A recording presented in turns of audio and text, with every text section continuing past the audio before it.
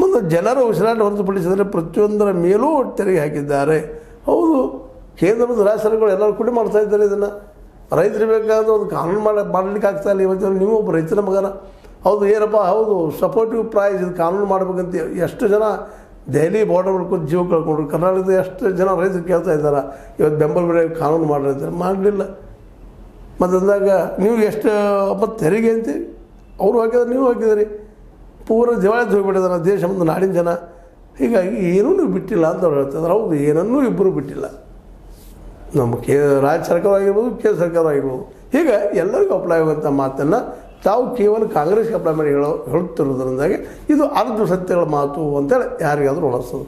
ಏನೇ ಇರಲಿ, ಕುಮಾರಸ್ವಾಮಿಗಳು ತಮ್ಮ ಪ್ರಯತ್ನ ಮಾಡ್ತಾ ಇದ್ದಾರೆ. ಕುಮಾರಸ್ವಾಮಿ ಮಗ ನಮ್ಮ ನಿಖಿಲ್ ಅವರು ಪ್ರಯತ್ನ ಇರಲಿ, ಹಿಂಗೆ ಮುಂದುವರಲಿ. ಇನ್ನಾದರೂ ಒಂದು ಪ್ರಾಮಾಣಿಕವಾದ ಪ್ರಯತ್ನ ಈ ದಿಶೆಯಲ್ಲಿ ಪಕ್ಷ ಕಟ್ಟುವಲ್ಲಿ ಆಗಲಿ, ಮತ್ತು ಒಂದು ಪಕ್ಷ ಇರಬೇಕಾಗ್ತದೆ ಕರ್ನಾಟಕದಲ್ಲೇ.